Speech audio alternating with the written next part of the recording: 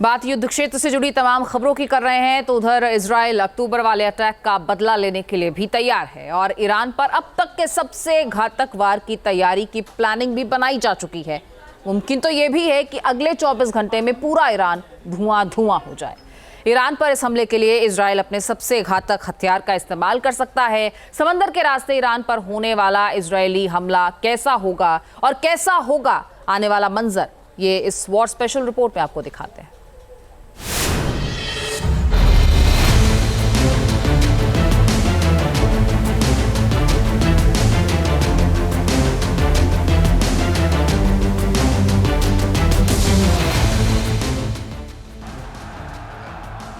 आज की रात ईरान के लिए कयामत की रात है। आज की रात आयतुल्लाह रिजीम के लिए तबाही वाली रात साबित हो सकती है, क्योंकि 1 अक्टूबर के ऑपरेशन ट्रू प्रॉमिस 2 अटैक का जवाब देने के लिए तैयार बैठी है Israeli defence force.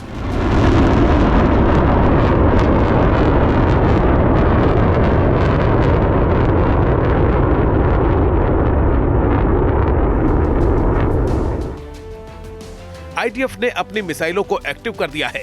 Fighter aircraft को खतरनाक बमों से लोड कर दिया है। बस इंतजार है अटैक सिग्नल का।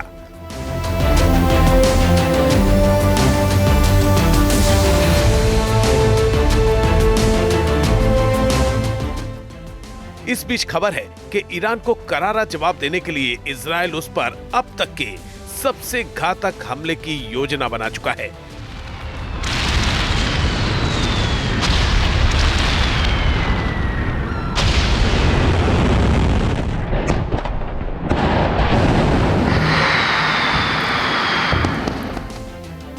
ये हमला होगा सबमरीन से, जी हां, समंदर के रास्ते। और दावा किया जा रहा है कि पनडुब्बी से होने वाले इस हमले में परमाणु वॉरहेड वाली मिसाइलों का इस्तेमाल किया जा सकता है। इस हमले में डॉल्फिन क्लास सबमरीन का इस्तेमाल किया जा सकता है। देखिए किस तरह सबमरीन से मिसाइल लॉन्च होगी और ईरान के 80 ठिकानों को एक साथ बर्बाद कर देगी। मतलब इजरायली नेवी का समंदर का सिकंदर ईरान पर कहर मचाने को तैयार है।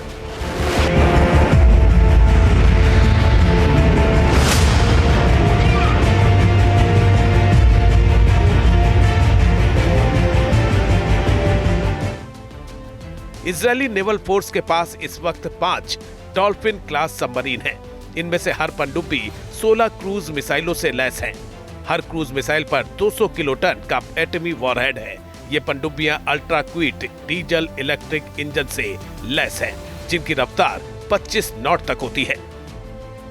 इसके अलावा इजरायली नेवल फोर्स का एक और फाइटर आईएनएस ड्रैकोन भी समंदर की गहराइयों से ईरान के किसी भी शहर में तबाही मचाने की क्षमता से लैस है।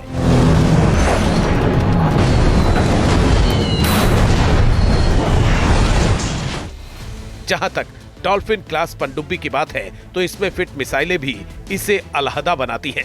परमाणु वॉरहेड वाली ये मिसाइलें जहां गिरती हैं वहां कयामत मचा सकती हैं। इजरायली dolphin class submarine Popeye turbo cruise मिसाइलों से लैस हैं। इन मिसाइलों की रेंज 1500 किलोमीटर तक है। आईडीएफ का दावा है कि इन मिसाइलों के न्यूक्लियर वॉरहेड 6 किलो प्लूटोनियम से लैस हैं। दावा किया जा रहा है कि इजरायली मिसाइलों के टारगेट पर अलग अलग इलाकों में फैले ईरान के 17 एयरबेस हैं।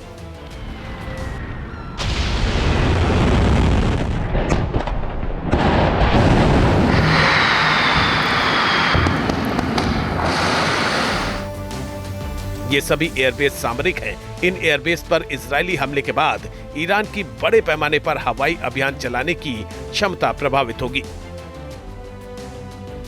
ईरान ने किसी भी तरह के इजरायली हमले से बचने के लिए अपने महत्वपूर्ण सैन्य प्रतिष्ठानों के आसपास सुरक्षा बढ़ा दी है। इसके अलावा आसमान की रक्षा के लिए सतह से हवा में मार करने वाली मिसाइल प्रणालियों को हाई अलर्ट पर रखा गया है।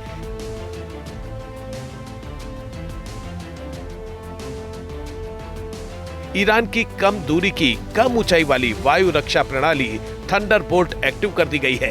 S-200 और S-300 जैसी लंबी दूरी के रूसी एयर डिफेंस सिस्टम और ईरान का देसी एयर डिफेंस सिस्टम बाबर 373 आने वाले खतरों को रोकने के लिए तैयार है। इसके अलावा ईरान ने मध्यम दूरी पर अमेरिका द्वारा निर्मित MIM-23 हॉक, HQ-2J और खोरदाद 15 जैसी प्रणालियों को तैनात किया है। नजदीकी रक्षा के लिए चीन निर्मित CHSA-4 सिस्टम और 9K-331 टोर M1 भी हाई अलर्ट पर है।